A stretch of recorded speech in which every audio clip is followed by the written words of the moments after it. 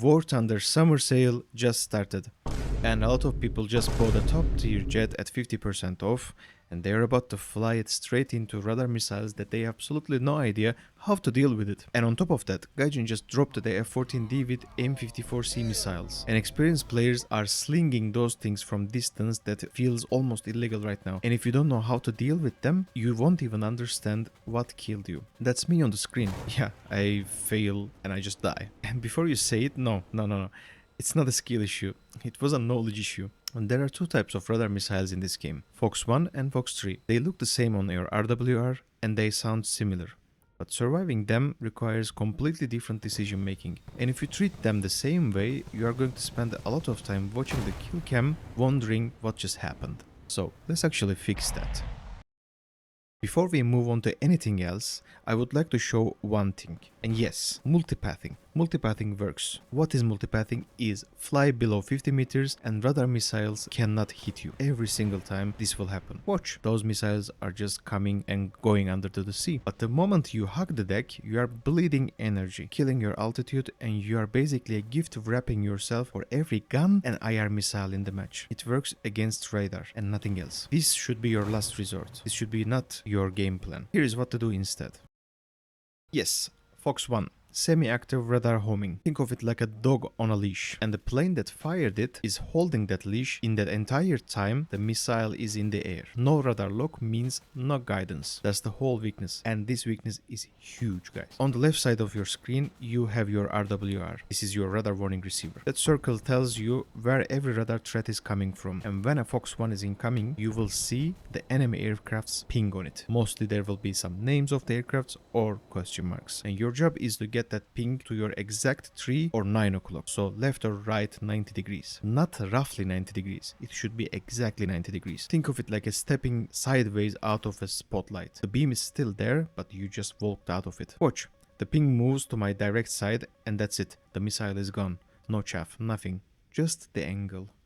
Now if you are low and the enemy fires from above, it's even better. The radar has to look down through the ground clutter to find you, which makes its job significantly harder. One thing though, if after the maneuver the radar warning is still going, you're either not quite at 90 degree yet, or they switched radar modes. That's when you add your chaff, and the exact same moment you are doing your maneuver. Not before, not after. You have to chaff simultaneously. Chaff alone without the correct angle does almost nothing against pulse Doppler radars. It's a booster, it's not a fix, and it's not working like a flare.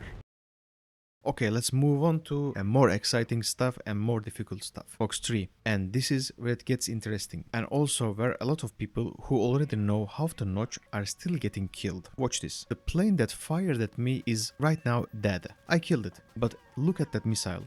It's still coming at me. It's still completely locked on. Doesn't care at all that the plane that launched it no longer exists. Here is why. Fox-3 has two different phases.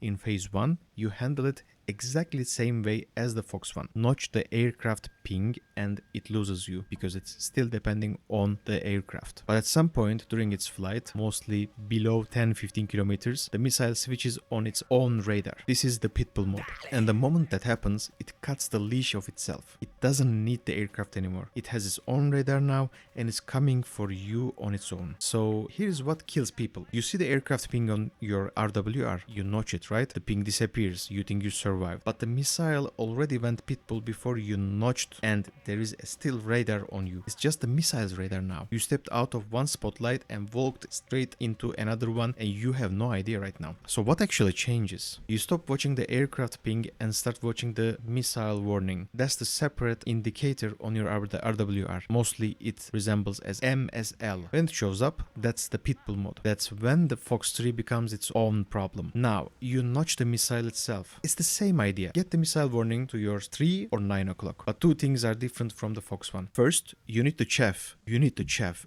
a lot of it at the same time as your maneuver. These missiles are more aggressive and they can reacquire you if your angle slips even a little bit. The second, you have to react earlier than feels necessary. The closer it gets, it's harder to shake. Simple as that. Don't wait until you can see that missile. The moment that missile warning appears, you have to move. You have to be moving. Watch that. 90 degrees on the missile warning, heavy chaff, pushing towards the deck at the same time.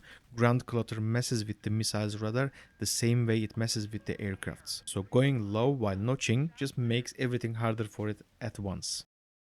And also this clip shows it twice back to back. Two different Fox-3 missiles, mostly similar technique both times. Early reaction, missile warning to the 3 or 9 of my RWR, chaff and deck together. Both missiles misses. Two perfect dodges on the Fox-3s. Then the R27ER gets me, and honestly, that missile deserves its own respect. It's a Fox-1, but it's one of the hardest ones to notch because of how much energy it carries and how long it stays on you. And I was so focused on the Fox-3 defense, and I completely forgot it was even there and they can just fire that thing. Try to not to do that.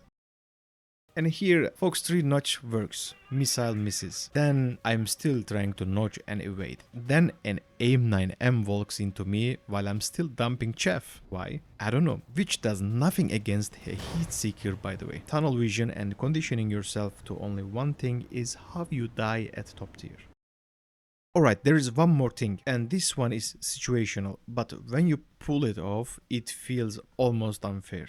Some certain Fox-1 missiles, like early Sparrows, the AIM-7 variants, can be beaten with something called barrel roll, if you don't know. You're just forcing the missile to constantly change the intercept calculation until it runs out of its energy to need to follow you. Timing is everything on this one.